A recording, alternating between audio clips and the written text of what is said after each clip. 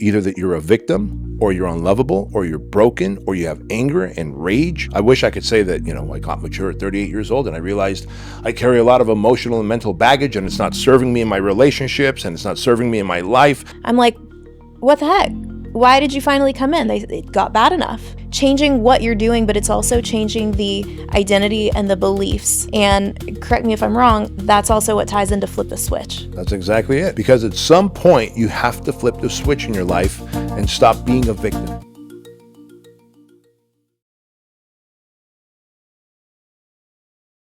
Welcome to the Wild Way Home podcast, Bedros. Well, thank you for having me, Caitlin. This one's going to be spicy. I like it. I like spicy. Let's go. All right. So a lot of the things that fuel us and a lot of the things like life that we go through is just the human condition. We go through hard things. We get molded. We become somebody. We keep going through things and we have these learning experience and then we can choose to grow. You've been super open about your background and your past with coming to America and the things that you've been through. So can you start off maybe by telling the audience what your story is and what you've been through? Yeah, I think that's a great place to start. And I will say this, that suffering is inevitable. The human condition is suffering. As Joseph Campbell says in his book, The Power of Myth, the human condition is suffering with brief moments of bliss. And when you hear that, you're like, oh, that's sad. But it's really not. Because the moment you're born, you're suffering. You're crying and you're trying to get that first gasp of air, right? You're suffering. And then you're hungry and you're suffering, starving, and you have to scream for mom to bring a boob or a bottle nearby. And then you're suffering again because you just had a blowout in your diapers, right? That's just the human condition. Starts off with suffering and it continues on. Throughout the day, you're suffering at least 3 times when you're hungry. You're suffering because you need money in a way of accumulating, a house, a place to live, food, shelter, security, friendship, companionship. It's a constant suffering, but there is a beautiful growth that takes place in suffering that we forget and we overlook. We think that all of life should be happiness. I'm chasing happiness. Happiness is fleeting. Happiness is an inside job. Suffering and pushing through and learning the lessons through suffering is what builds us into formidable humans. We go from human animals, which I'll describe later on, into human beings, a higher level of consciousness. And so for me, suffering has been a very beautiful part of my life. I certainly don't want the level of suffering that I've experienced on anyone else, because you know my story. You've coached with me for a long time now. I've escaped the Soviet Union with my family. I was 6 years old when we came to the United States. And for me, you come here, you don't speak English, you don't understand the culture, you're living in Section 8 government-assisted housing, you're being beat up by gang members who look at you as a foreigner and don't necessarily want you to be there. And so they're telling you to go back to your effing country. And then when you think about it, and this is something I never talked about until after the age of 38, I'm 51 now, but at the age of 38, I had a massive panic attack. I talk about that in my book, Man Up. And in fact, the first chapter is entitled The Morning of My Heart Attack, because I thought at the age of 38 I was having a heart attack. Turns out it was a panic attack I was having. It was just crippling. I dropped to my knees. I thought I was dying. That was a byproduct of so much stress and suffering that I put myself through. And that was from all the different unhealed traumas that I had experienced in life, more suffering.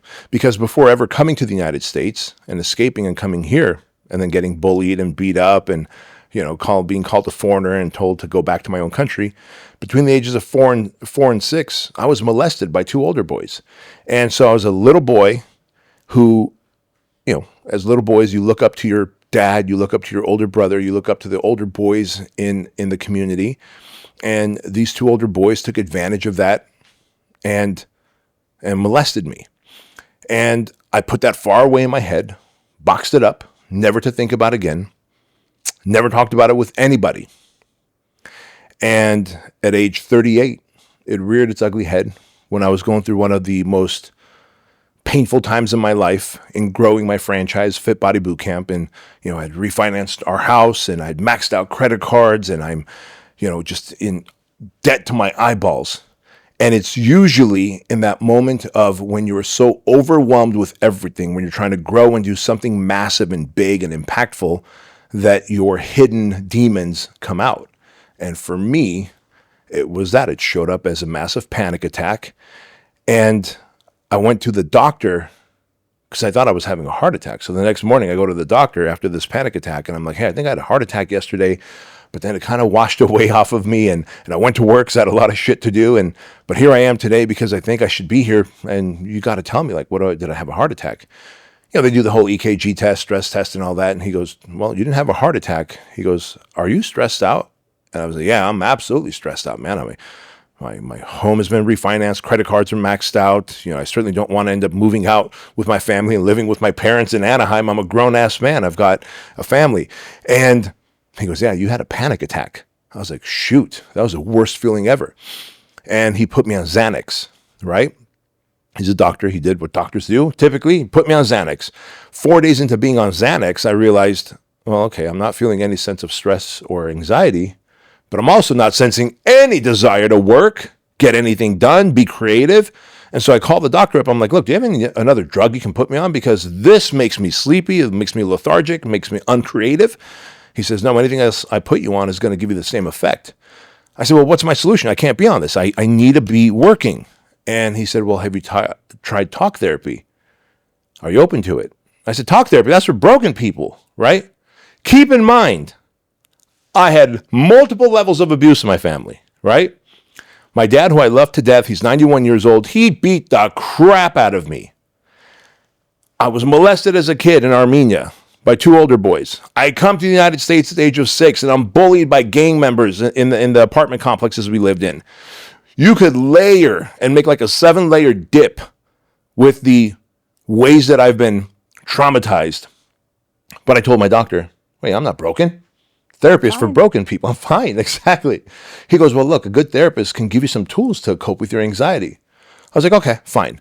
So I found a therapist and started working with him specifically to work on my anxiety because I'm type A, driven, ambitious, and my therapist's name is Kevin. And I go, hey, my doctor said that you can give me some tools to deal with my anxiety. I'm very intense. I'm very focused. I'm very passionate. I don't want to have anxiety and feel this way, but I need to keep driving and pushing forward and making money and building my company. He goes, all right, relax. I think 3 or 4 sessions, I can give you some tools. And he did. He gave me some good tools that worked with my anxiety and to his credit, absolutely helped.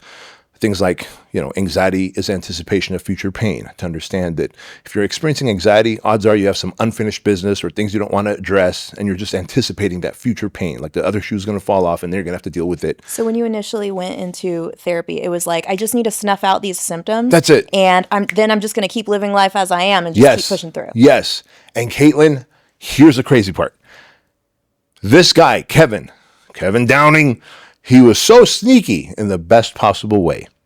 And I have to describe him. So imagine at this point now, I'm 38 years old. I'm currently 51. Kevin at that time was in his early 60s and white hair, no eyebrows, just a kind face, very disarming. And he gives me these tools. Action alleviates anxiety. Anxiety is anticipation of future pain.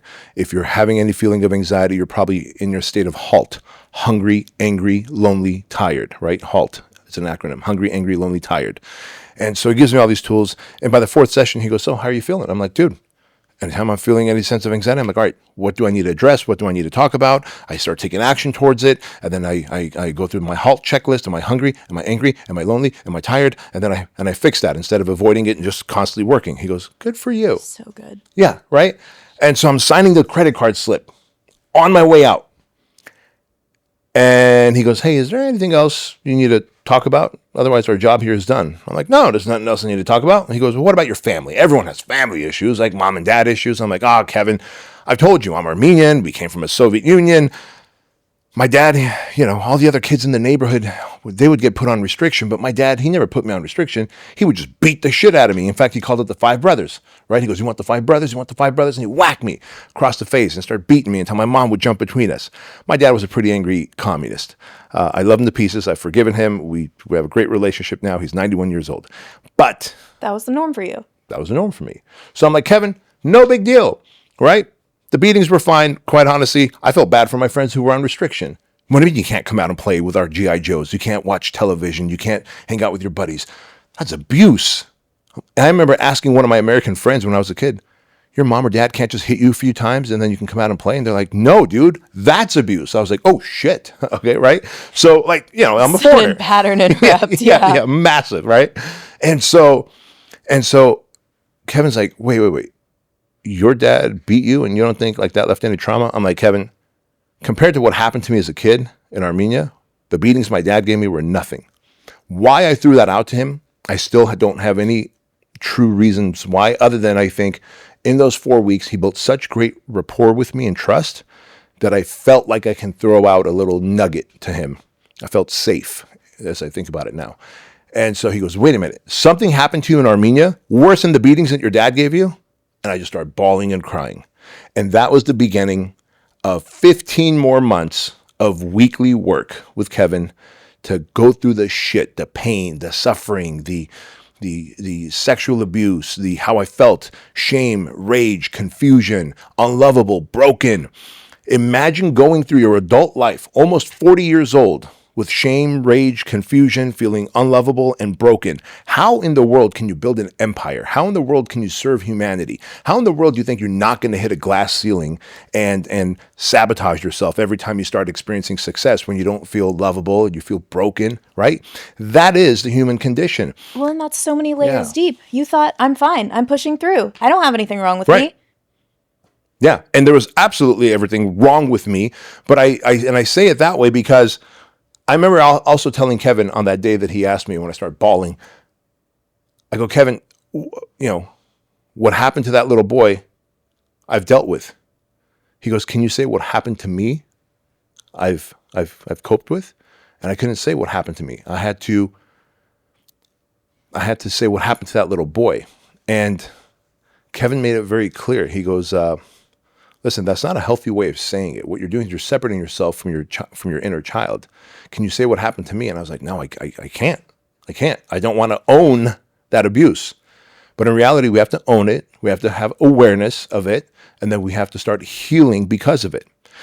Whether you hide it like I did and think you can bury it away and disassociate from it and not think about it and therefore it's fixed, which is a lot of what dudes do, which women do as well. And then there's the other type of person who they have trauma, whether it's physical, mental, emotional, sexual trauma. It doesn't matter. When people hear my shit, when I talk about it on stage, like I can't believe I can actually talk about it now openly. But that's what healing does. It allows you to talk about it and it used to be like this big mountain on my timeline of life. Now it's like barely a little speed bump on the timeline of life. It happened to me. I didn't ask for it. I certainly didn't deserve it. It happened to me and it's the human condition.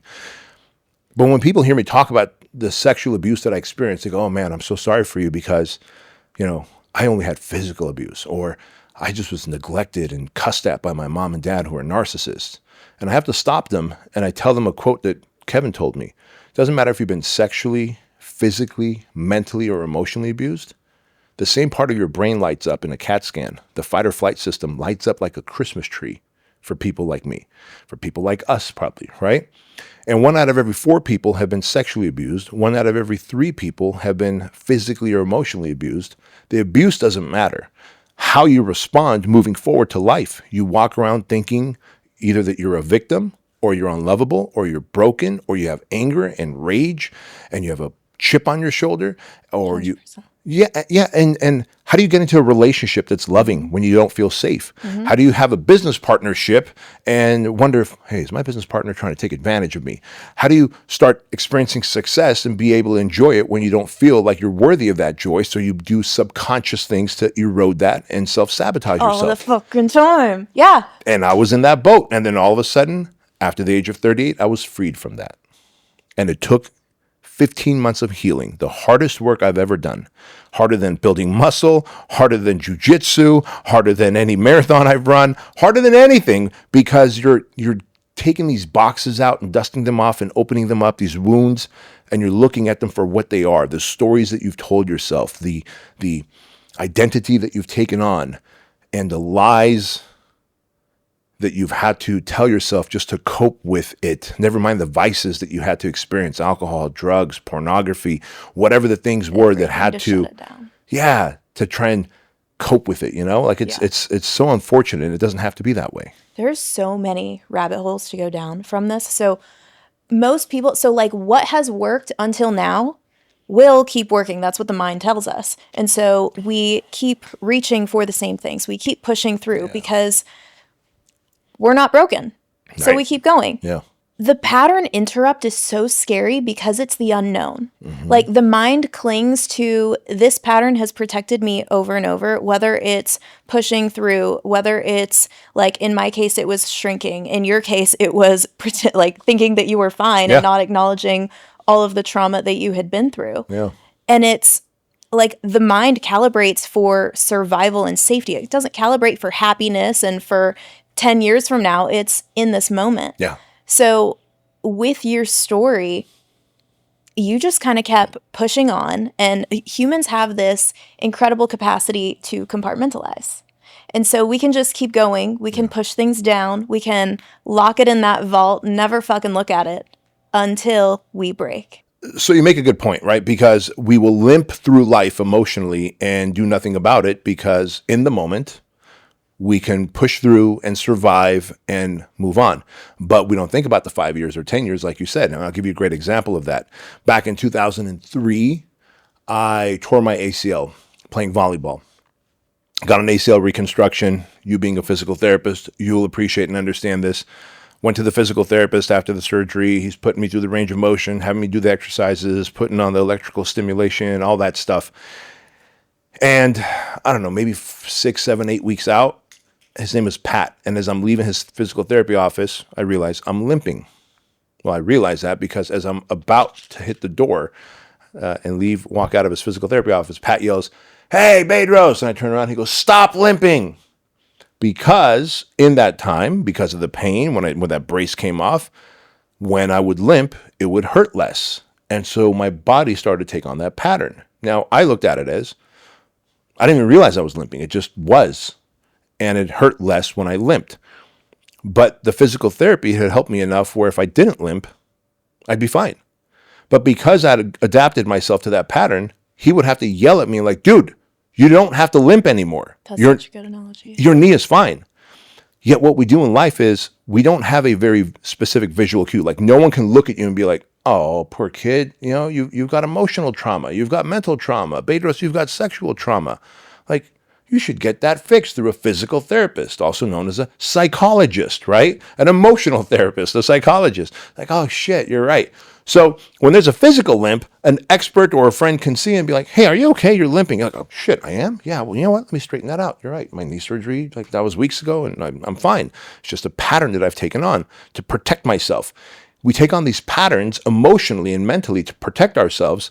They're emotional and mental limps. The problem is the people around us can't see, but they still limit us because with a limp, there's no way I can go run another marathon. Yeah. I had to change my motor pattern and get over the limp so I can go run the next marathon. And so we have to do the healing work. Otherwise, we walk around with a mental and emotional limp that limits the quality of life that we have and the experiences that we want. Again, physically, it's easy to address. Emotionally, you don't see it, you feel it, but you don't see it and others don't see it. So you're like, I fooled myself. I fooled everybody around me. I'm good, but you're not. I think it's such a good analogy because it's about making the invisible visible when it comes to your patterns. Like if you're injured, you're right. It's easy to see. It's a limp. You're swollen. Something's going on. Yeah. The hardest thing about this whole healing journey and stepping into the next version of yourself is that it is invisible. And oftentimes it's not just other people that can't see it, it's ourselves. Because we've pushed everything so far down and we've told ourselves we're fine and we don't want to look at the pain because the pain is hard and we just don't want to address it. That's exactly right. And so the best way that we can go ahead and start identifying where those patterns even begin is often in triggers, because we know when we get ramped up. Yep. And the other one is a lot of times the triggers in our relationships, because relationships reveal all of those the fastest. Yeah. So I think part of that brings into the but why? Because so many people are like, yeah, healing would be good for me, but it's not a priority. And so to them, it's addressing and landing the but why? Why is it important? How is this affecting me? I'm fine. Yeah. The but why, and I'm guilty of that, because had I not had that panic attack because of the stress and anxiety I was experiencing from building my business, I would have never worked on my emotional self and the traumas that I experienced as a kid. That's the truth. I wish I could say that, I got mature at 38 years old and I realized I carry a lot of emotional and mental baggage and it's not serving me in my relationships and it's not serving me in my life. And therefore I went and found a good therapist. That's not what happened. I was like, I need to keep making money. I need to keep growing my business. And anxiety and panic attacks are stopping me from doing that. So I need to fix that. Obviously, Xanax wasn't the solution. Maybe a therapist will be. Thankfully, this therapist was sharp enough to go like, this guy probably has deeper issues. I'm sure he could tell about something about me that I had deeper issues. And he waited all 4 sessions to build a deep enough, meaningful relationship with me where I could answer honestly. And I did. And that led me to healing. But the but why part, so, I can tell you this, having been the guy that was like, I don't need to deal with that shit. I've already dealt with it. As in, I've put it away and I've got a great life, right? I'm making money. Handle it. Yeah, I can handle it, right? Well, yeah, going back to the limp, I can handle having a limp. But that doesn't mean if we go hiking, I'm going to be like, Caitlin, can you slow down? I can't keep up on this hike because my knee hurts, right? Or if you're like, hey, man, do you want to go surfing? I would. Let's go to the beach. You surf. I'll hang out on the sand and just watch because my knee hurts, right? So look at the levels of quality of life that gets diminished when you have that, again, physical limp. I keep going back to the knee physical limp because it's a physical thing that I can point to and you could see that I'm in pain and I'm limping and you can be like, all right, B, I'll surf. You hang out. Afterwards, we'll go get pizza. Or, cool, I'll slow down on the hike to keep up with you. But wouldn't we burn more calories and wouldn't we have a better time if we're enjoying that hike at a faster pace? Of course we would. So when we have emotional limps, the but whys are, how deep and meaningful is your relationship with your partner, with your spouse, right? If 10 is like, oh my God, we're like twin flames and we're like soulmates and we're deeply connected and like we finish each other's sentences. If that's a 10 and you're like, well, I'm at a 5 or a 6, we have good companionships and, once a year we go on a vacation and I see her at night and I go, hey, how was your day? And she goes, how was your day? And I go, good. And she says, good. Well, okay, great. Probably better than being alone, better than having a cat, but not that much better. That relationship is at a 5 or a 6. It could be a 10, right? Same with business. You're putzing through business or your work. Let's say you have a job, a career. You're like, okay, I'm getting by. But if you were completely healed, if you felt worthy, if you felt lovable, if you had the confidence, if you had the self-worth and self-esteem, and you're like, you know what? I could be the best in class in my department and I could rise up and demand a raise because I can lead this team and this company to make more money and therefore I deserve more pay, more compensation, a better title, right? So it really goes down, the but why goes down to standards. The standards are, how deep and meaningful of a relationship do you want? If you just want companionship and that's it, someone to call 911, God forbid you slip and fall, hey, you know what? Stay emotionally limping. Don't get healed. Don't do the deep work. If you just want to get by in life and not really experience life in technicolor, and in fact, I remember this. I remember Kevin telling me, how do you see life? I'm like, different shades of gray. And he goes, oh, that makes me so sad. I go, why? He goes, you don't see the bright, vibrant colors of life? I'm like, no. I just see it all different shades of gray. If I won the lottery, it would just be a different shade of gray. And if I lost $1 million, it'd be a different shade of gray. But for the most part, I didn't really feel highs or lows. And I thought that was a good thing. I considered myself emotionally disciplined, right? It's all fine. Whatever happens, good, bad, it's Right. fine. Yeah. Because you're operating in a state of being numb. And now, holy shit, people are like, dude, you're an introvert? I go, yeah. They go, you act like an extrovert. I go, that's because I now see the world in color. I now experience, that was fucking awesome. We just sold 5 franchises to one person. Or, oh my gosh, that sucks. This disaster happened in my company and now we need to fix it. Like, I can feel the ups and downs in life. I can see life in technicolor. You're supposed to experience the peaks and valleys of life. That is where the beautiful things are in your relationship, in life's experiences. But we don't do that when we're numb, when we're protected, when we don't feel lovable and confident and self The self-esteem and self-worth isn't there. And so again, the but why is, what is the standard and quality of life do you want to live? If you're like, I just want to live a 5 out of 10, cool, stay unhealed. But if you're truly looking for like, this is my one run at life and I want to have a great experience, I want to be a great partner to this person, and I want to be a great entrepreneur, and I want to be a great boss, and I want to be a great leader, and I want to have awesome experiences, I want to be an amazing father, you're asking for it to be a 9 or a 10, you have to remove the trauma. And that happens through doing the deep work. It's painful. It's not fun. I remember plenty of times leaving Kevin's office feeling like I was walking through molasses for days at a time because we unearthed another topic that I didn't necessarily want to talk about, that I had suppressed for decades, right? But after unearthing that and then seeing it for what it really was, oh, it wasn't this big dragon in my life. It was just a tiny little lizard that I had magnified in my head into this dragon. And then we just solve that one issue and move on to the next one. And that is what healing is. Yeah. I think a lot of why we stay in the same place, it's the standards, but it's also tolerance. It's not bad enough. Like, things are fine. I'm happy enough. This relationship, we're close enough. Yeah, and well there's said. there's no sense of urgency. It's like nothing is pushing you to pursue any better for your relationship, for yourself, for your physical health, for your mental health. Yeah. And going back to PT analogies, I would see a lot of patients and they would come in and be like, I've had this shoulder pain for the last 2 years. And I'm like, what the heck?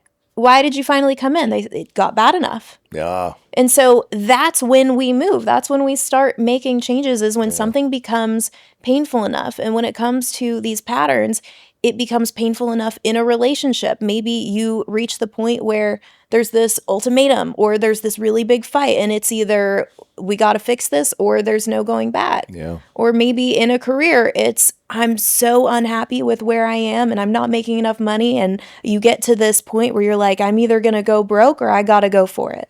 And it's those transition points, those thresholds that are like, it's just you meet enough pain to be able to move. Yeah. I think it's Tony Robbins who says the two things that move people towards an action is the desire to gain and the desire to move away from pain, right? To either gain some benefit or to move away from pain. And I think the enough part, the desire to move away from pain, is greater than the desire to gain something. Because if something hurts enough, it's like, all right, well, I was dealing with the shoulder pain for 2 years, but now it's gotten to the point where I can't even shampoo my hair and wash my hair. Wow, it took that for you to get in here? Like, you didn't feel you were worth it before that, when you couldn't even comb your hair or eat food properly? Like, well, I learned how to use my left arm. Well, how about we would have fixed the pain? It would have been a faster solution. You would have had a better quality of life the last 2 years. It's like, oh yeah, I never thought of that. Which, again, it's the human condition, right? It's suffering, and suffering. But I think suffering is there for a reason too. Obviously, you work out, I work out, we exercise as part of our lifestyle. It's not by accident that you're in great shape, not by accident that I'm in great shape. We go to the gym or to the track or wherever, and we push ourselves with weights through resistance. And you know this, when you're squatting or bench pressing or deadlifting or curling or pressing, you are tearing down muscle. You are putting your body through stress and suffering by breaking down muscle. People think you build muscle in the gym. You and I know that you don't. You break muscle down in the gym.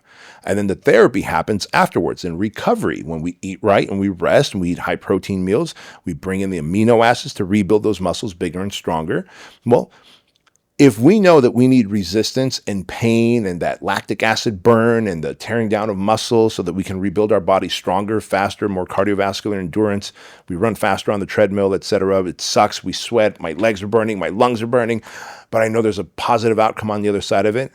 Why would I not do the heavy emotional lifting?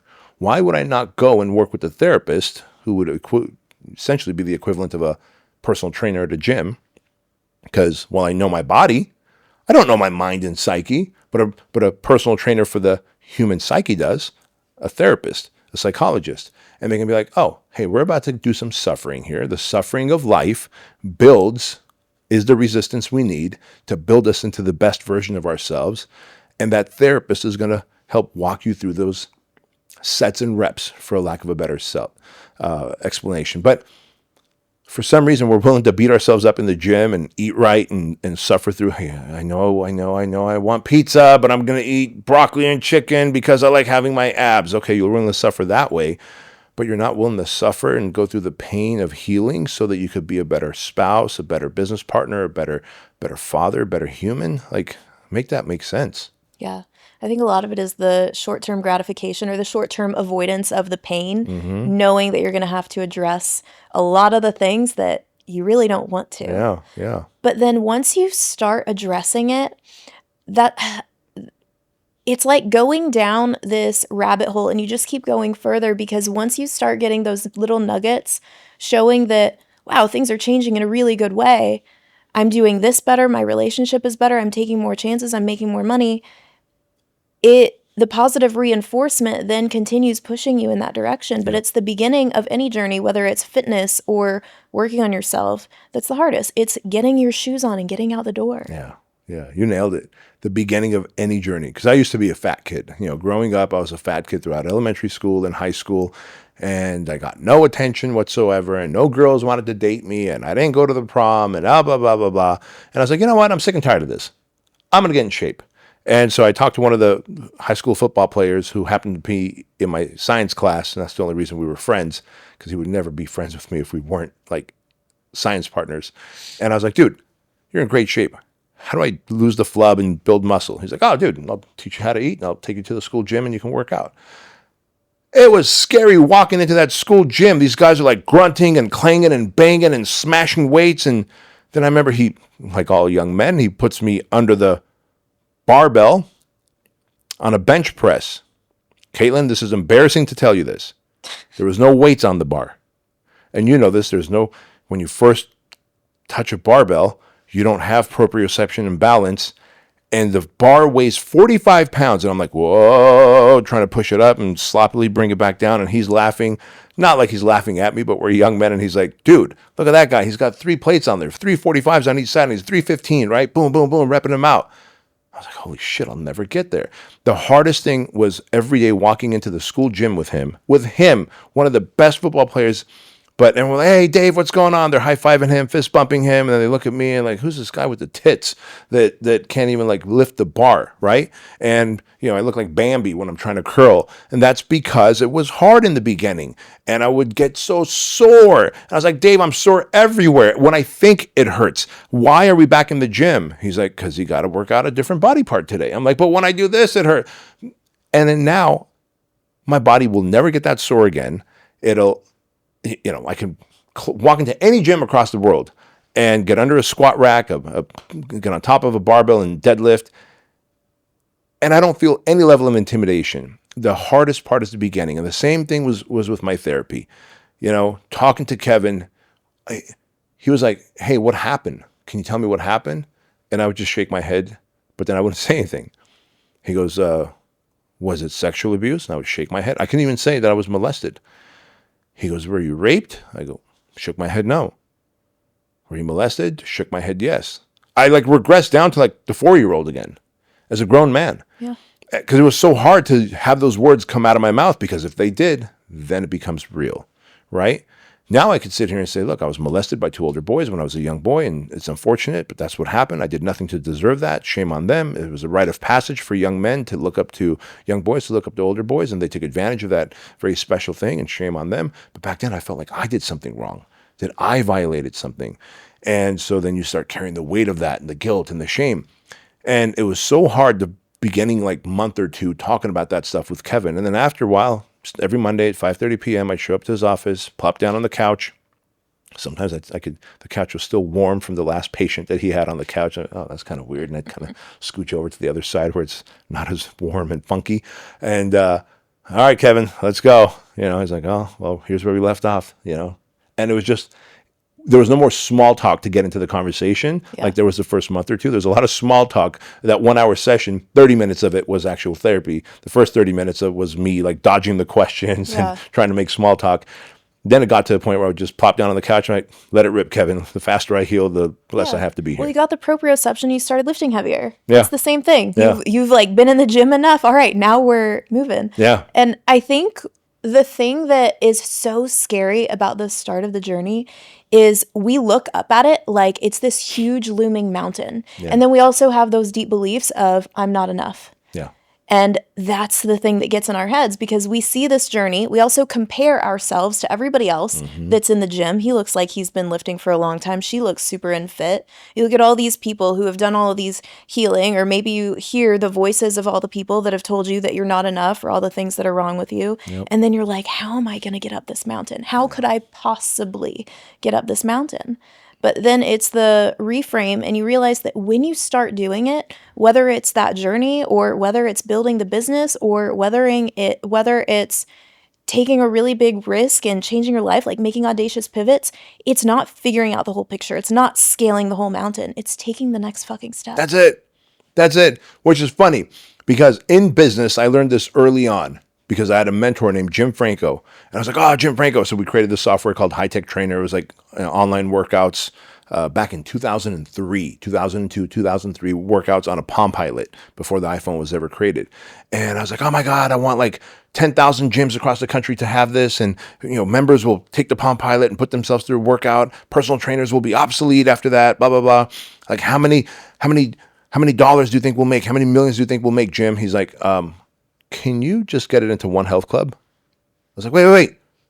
I'm talking about 10,000 gyms and health clubs. How many millions will we make? And he's like, get it into one health club.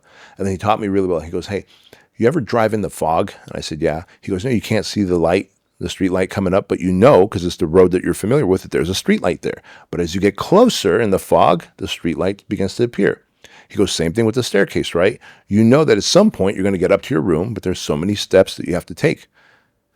First step at a time, 1/4 mile at a time. And I was like, oh, that's what I need to do. In business, we do that easily. In life, I was like, all right, Kevin, fix me, right? And he's like, hey, this isn't going to be like helping you get over your anxiety. This is deep-seated shit that we need to do some digging. So like prepare for the long haul, right? And so it's like, all right, buckle up. And I always tell people like, what else do you have? When they're like, well, I just wish it would wouldn't take as long to go through therapy. I'm like, wait a minute. How long have you been carrying this trauma with you? Oh, 20 years, 30 years, 40 years, right? Like I talk to dudes who are in their 60s and they've got trauma that they've dealt with. You've been carrying the weight of this for 20, 30, 40 years, and you're not willing to go through 12 months of therapy? You think 12 months is going to be too long? Are you fucking nuts? Like, what else do you have to do over the next 12 months? So 12 months are going to go by no matter what. Go see a therapist every week, and the 12 months will go by, and you'll have solved 40 years of pain in 12 months. They're like, you make a lot of sense. Well, I think the rationalization there is, but the last 20 to 30 years, I was fine. And Were so you? then it's like, yeah, so then you're comparing fine. You're ignoring all of the other things in every domain that's happened in your life, all of your internal shit. Yeah. But you're numb and you're detached. So you're like, I'm fine. 12 months of therapy sounds really expensive. My time, the money, all of the things that it's going to take. But then when you change the frame and you're like, let's look at what has this cost you? Yeah. There is a cost to it. There really is a cost to it. And when we we're so good at lying to ourselves. We're, as humans, and I think it's by design, it's a survival mechanism. We're supposed to lie to ourselves to some degree because to build the reality that we want, we have to accept some things as they are, right? Family member dies. My mom died a couple years ago. I had to come to terms with, well, she had dementia, and I know she died early, and this is going to be sad for my dad, but I guess we saw it coming, and we have to be able to draw a narrative with ourselves and tell ourselves a story that we will be comfortable with, so that we can move on in life. God, or you suddenly lose someone, or your child, God forbid, dies. My son's best friend died a couple years ago. An 18-year-old young man is not supposed to die. Suddenly, his heart stopped. It's one thing for my mom to die of dementia in her early 80s. It's another thing for a young man to die. And so we start looking for evidence that, well, he's in a better place, and we still have these memories. And his name is Nicholas Capoletti. And when Andrew and Nicholas would play video games together, these days are connected with they can talk, even though he's in his house and Andrew's in our house. And I would hear Andrew hooting and hollering, and I'd go into his room like, what the fuck is all this hooting and hollering about? He's like, oh, Dad, look, we're about to kick in the door and shoot the bad guy. I'm like, oh, cool. And Nicholas's character had a hawk on its shirt. It was the avatar. And so, you start looking for meaning in things. And so, it's like, man, ever since Nicholas died, we start noticing more hawks around. And so we're like, hey, Andrew, Nicholas is kind of looking over you, man. And so my son went and got a whole hawk tattoo. I don't know if when you were there at my gym, I don't know if he took off his rash guard, but he has he's 20 years old now. He's got a giant hawk tattoo for Nick.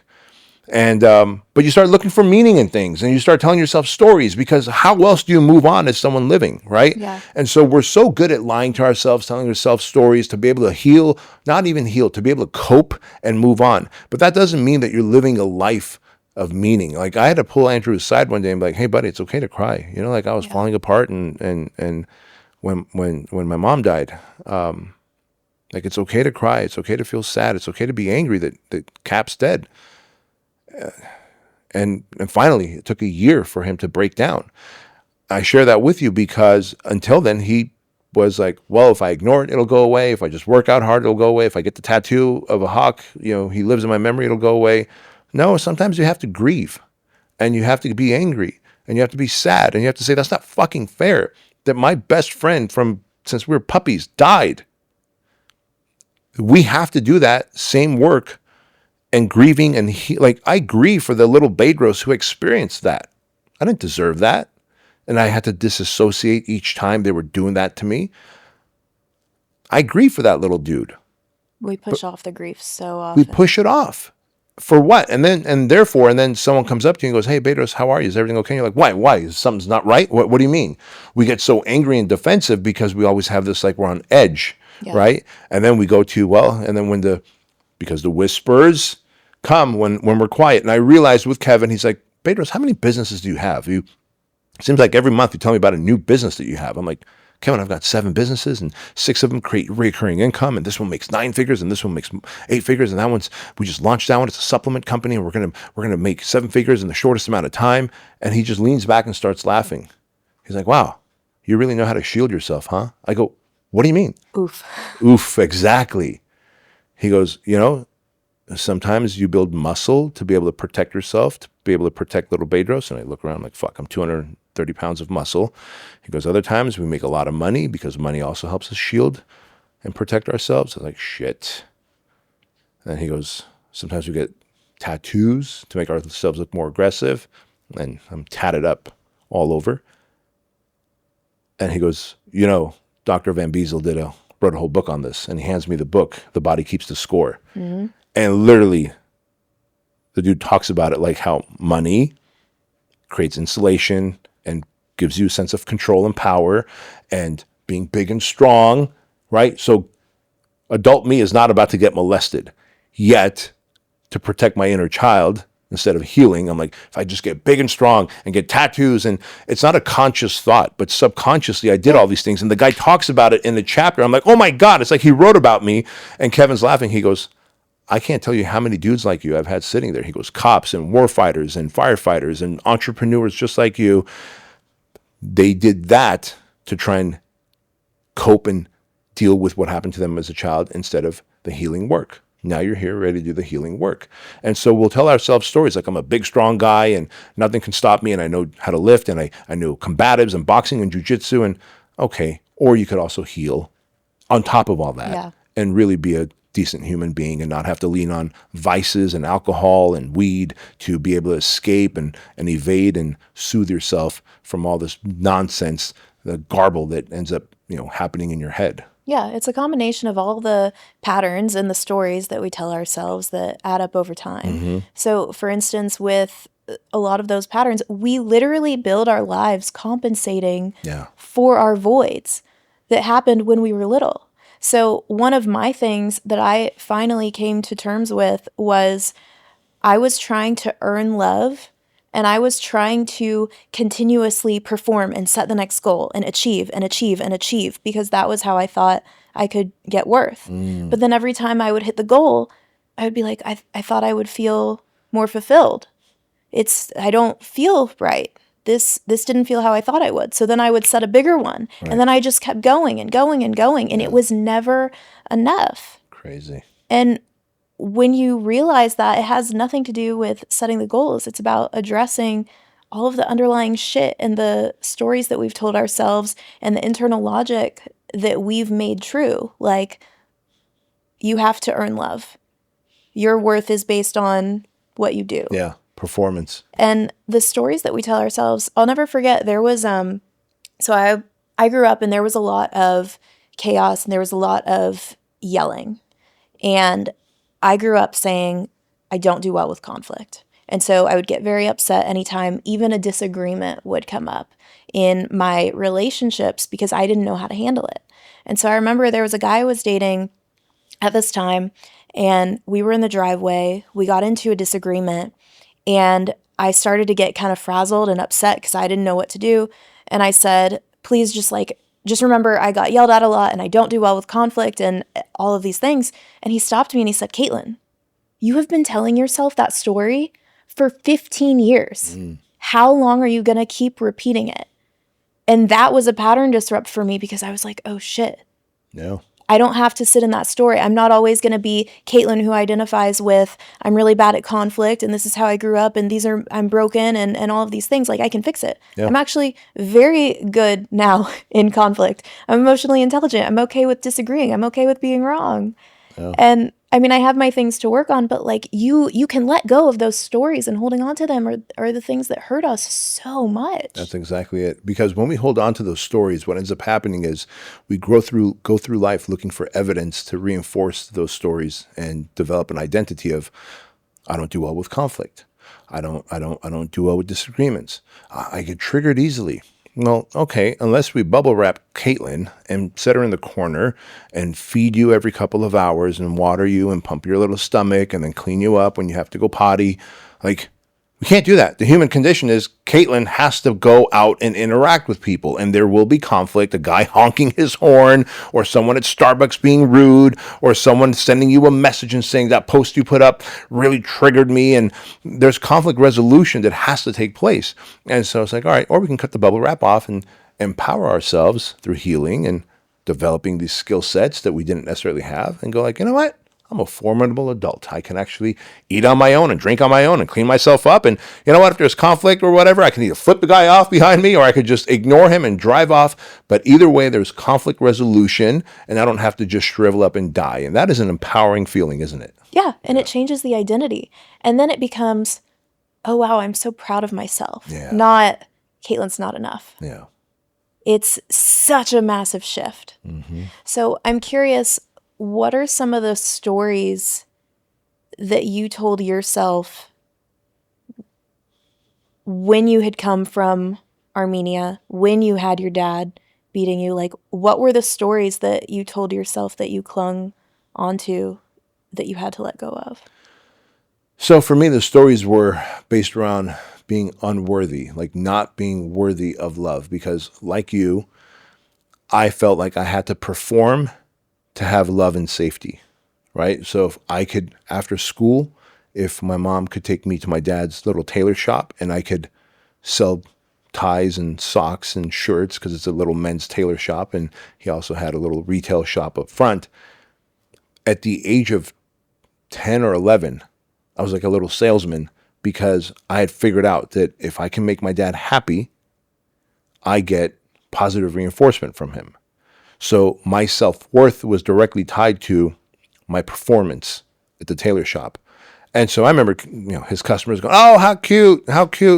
Your son, he's like a little natural salesman and whatever. And I feel good about myself and I try and upsell him a tie and a sock and a whatever. And then, of course, my dad was happy because we're making money. But it shouldn't be that way.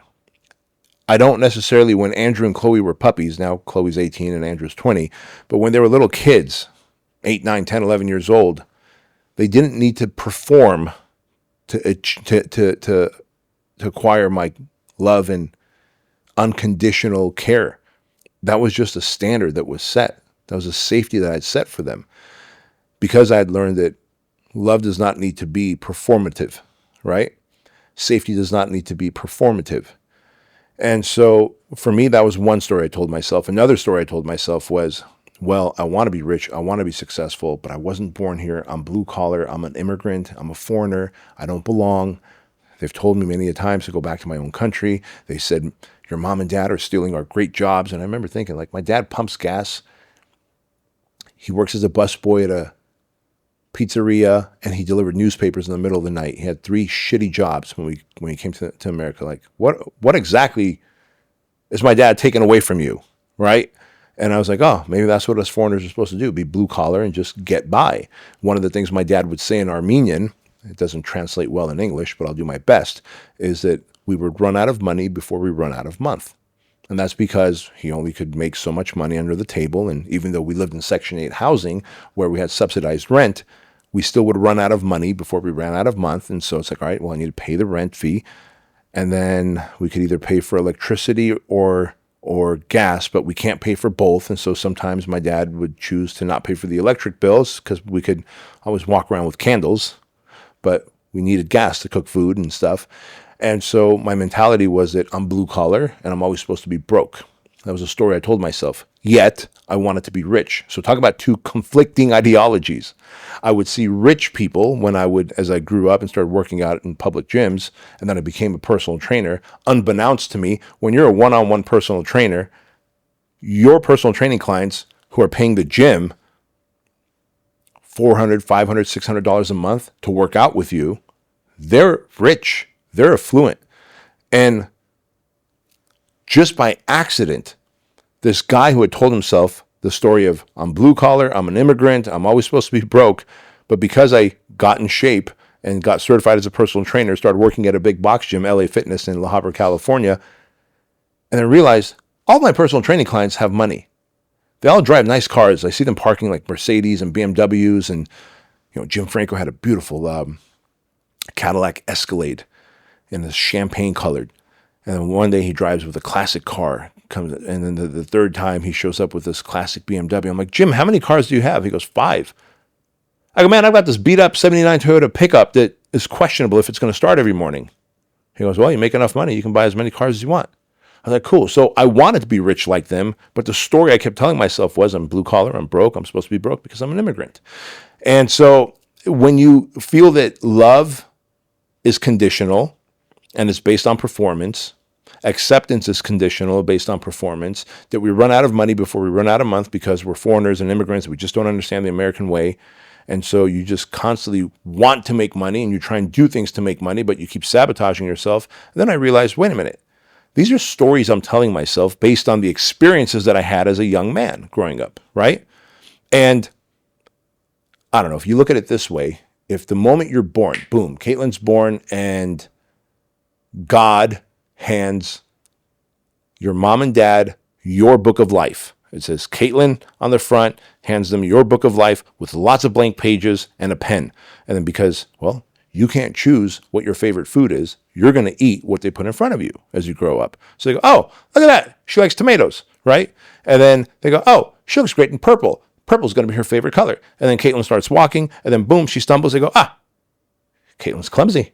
Caitlin's clumsy, right? And then in my case, they're like, oh, Bedros has big bones. He's chunky.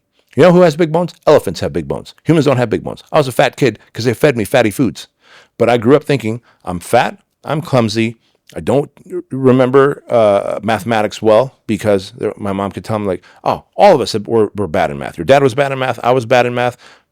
So our parents, our aunts, our uncles, school teachers, they all transfer their feelings on us and they're metaphorically writing in your book of life. Look, you look great in black and white, Caitlin. You're not wearing purple. I don't know if your parents put you in purple. Let's assume they did. And maybe you don't like tomatoes. Maybe you like bell peppers. And maybe you tripped over something and you're not clumsy, but they started calling you clumsy because you fell once as a kid. And so now you take on this identity. And before you know it, you grow up and you're like in your early 20s and you're like, actually, I don't like the color purple. I fucking hate tomatoes. Actually, I'm pretty agile and athletic. And I could fucking do math like a fucking savant. Oh, I think I can take the pen back and start writing in this book of life of how the story goes moving forward. Because I get it, as adults, their job is to dress us and feed us and instill their values in us. But if your grandparents come from the Great Depression, they're going to be like, oh my God, be careful. Don't take that risk. Don't start a business. What if you fail? You're a physical therapist. What do you know about coaching people? What do you know about helping women, break through the stuff that are keeping them small and destroying their limiting beliefs? What do you know about that? Well, you're a walking, talking example of that. That's what you are. You have fixed yourself with that. You have healed yourself and you developed the ability to now coach others. Just because you became a physical therapist does not mean you can't reinvent yourself and become a coach and then later on become a chef, later on become a fucking astronaut, whatever you want to do. There's a Korean Navy SEAL who was a warfighter, a Navy SEAL, a warfighter, comes out, becomes a doctor, operates on people, decides that's not enough, and now he just became an astronaut. An astronaut. By the way, his dad was physically abusive. Mom was emotionally abusive. Something Kim is his last name. I share this with you. He went from a warfighter to a doctor to an astronaut. And I have no doubt after he and he just got back from the International Space Station, and I have no doubt when he makes it to the moon and back, he'll probably be like, you know what? I'm going to become something else.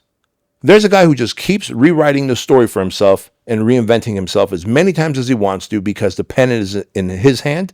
Because I bet if you ask the abusive dad and the abusive mom, they'd be like, you can't go. You're a foreigner. We're foreigners. You can't become a Navy SEAL, let alone a doctor, let alone a fucking astronaut. But he's like, fuck you. Give me the pen. Empty pages. I got stories to write. Hell yeah. Right? I think that's the thing. One, people don't realize that they can change the story anytime that they decide to, but you have to step out of the story to be able to make that decision and then commit to it and move forward. Mm-hmm. Exactly right. And for myself, I've referred to those moments as the audacious pivots in my life, where something scares you or you think that you're not enough or you have this story that you're telling yourself and you decide to fucking do it anyway. Yeah. And I think for you, like a lot of it is changing what you're doing, but it's also changing the identity and the beliefs. And correct me if I'm wrong, that's also what ties into flip the switch. Yes, that's exactly it. Because at some point, you have to flip the switch in your life and stop being a victim. Stop telling the story to everybody because you're getting validation and approval from it, like, oh man, I feel so bad for you. I'm so sorry that happened to you. Yeah, it feels good to get that attention and validation, but it's not a positive validation. Wouldn't you rather get validation and attention from doing positive, some good? Because each time someone reinforces what happened to you, you're like, oh, I should tell this sad story again. And you keep taking that identity even more and more, right? And I don't think we need to. And so at some point, if you want to flip the switch, like now would be a really good time. Like, and whenever I say that on my podcast, there's always like a 65-year-old, 70-year-old. I'm 70-year-old. Does that apply to me too, or is it too late for me? No. Are you dead? No, I'm not. Oh, you're alive. Yes. You could flip the switch. You may only have it flipped for 1 year before you kick the can and die, my friend, but it'll be the best fucking year of your life. And people ask me, what do you mean by flip the switch? Well, and I tell them all decisions are made instantly. Instantly. You may be suffering in pain for a decade, but then one day, enough is enough. And then boom, you flip the switch. And the best example I can give you is from a real world example. I know a woman who was in a very abusive, physically and mentally abusive relationship. Very, very sad. In fact, myself and a couple of friends, several years back, had to go to her house after her husband left for work with a moving truck and weapons, because he also worked for law enforcement and had a pistol and a service rifle in his vehicle. So when he left for work, we showed up with the moving van and we emptied the house within 45 minutes of all of her possessions and all the children's possessions and moved her to a new apartment. And that was it. She was married to this guy for 13 years. 2 years into the marriage, the abuse began. So for 11 years, she dealt with physical abuse. And when we would see markings on her body, she would always make excuses for this guy. And so you just go, okay, well, I guess, it wasn't him. You bumped into something and etc. But then one day, it was her younger son's birthday. And the husband took the younger son and the older son, so one was 12, one was 14, bike riding here in the hills, Chino Hills. The younger son was afraid to go down this big hill in his mountain bike. Dad and the older brother have already gone down the hill. Dad starts yelling at him, cussing at him. This is how the story went. He's like, nope, I'm not going to ride down this hill. I'm afraid, Dad. Dad climbs up that hill on foot, kicks him and the bike from behind. The kid and the bike go tumbling down. The kid is scraped up, beat up, bruised, fucked up. Comes home. Mom's like, what happened? The kid reluctantly tells the story, and Big Brother confirms it. Within a week, we had her moved out. All of a sudden, she had reached the enough is enough moment, and she flipped that switch. So suffering, the worst place in life is not rock bottom. People go, oh, I hit rock bottom, and then I made a change. The worst place in life is when you're hovering just millimeters above rock bottom, lying to yourself, lying to the people around you, telling stories, fabricating, this is okay, he didn't mean to do this to me, he has a very stressful job, or whatever the story might be, because you don't want to cause waves, you don't want to create trouble, you don't value yourself and your worth, but then you're a mama bear in her case, and now her cub got hurt. Enough is enough. And she flipped the switch. She's like, fuck this. That next day, I got a phone call. Within 3 days, we were moving her out. And now they're divorced and they're safe, etc. And I share this with you because the flip the switch moment should happen much sooner.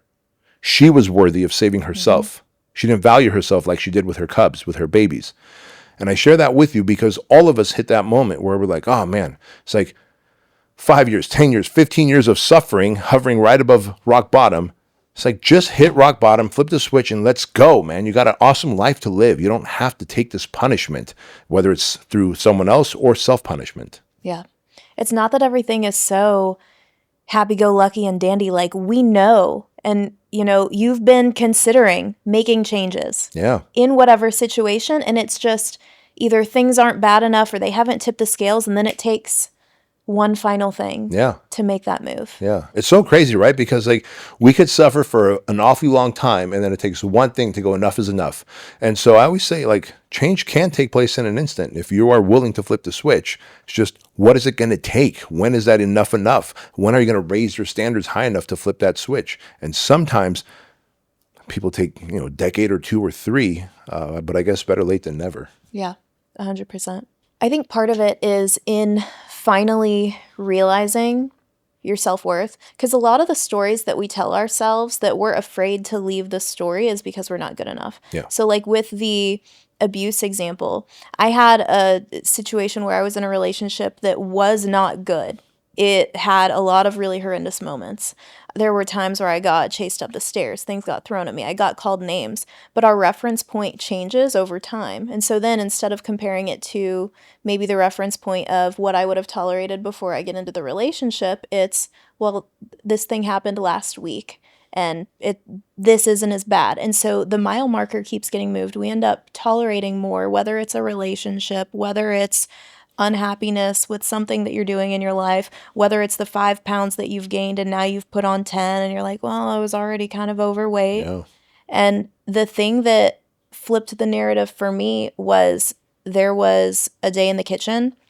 We got into an argument and he said, those are your dishes, bitch. And in that moment, I was like, this man doesn't respect me. And with all of the other things, none of those activities show that somebody respects you. But when you hear it or see it differently, or it's the perception. Right. It's the perception of what's going on and when you finally arrive at that conclusion.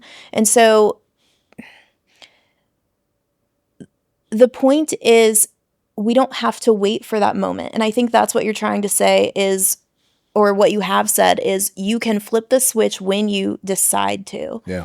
And it's stepping into the awareness of the pattern of, is this just a story that I'm telling myself? Am I so unworthy that this is what I deserve, or can I move forward? Yeah, that's exactly it. And we can pontificate about it a million different ways. Why do people wait so long? Why did I wait so long? I mean, why did I wait till 38 years old and had a panic attack and had to have Kevin basically pry it out of me before I started doing the healing work? Because I didn't even go to Kevin as my therapist to deal with what happened to me as a child. I went there to deal with my anxiety attacks so I can be a better entrepreneur, right? So I still didn't want to deal with that.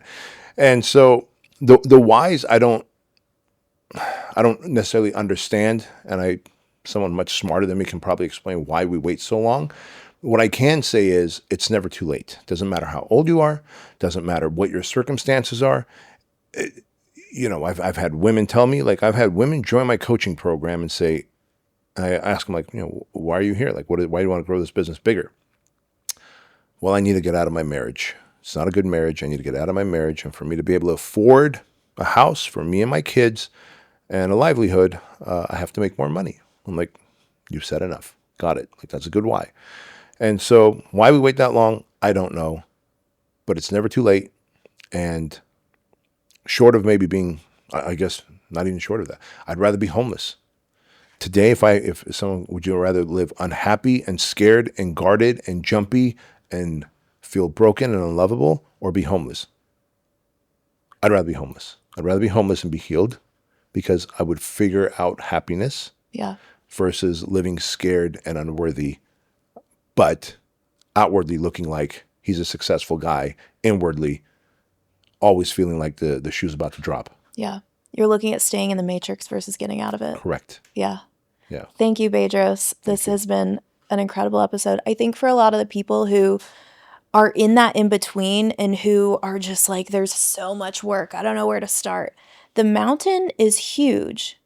It's the first step. That's it. And just like with your experience in therapy, it wasn't healing all of your deep, dark trauma that had happened as a child. It started with HALT. Yeah. It started with those little things. So it's not about the whole freaking mountain and moving the entire thing. Yeah. Well said.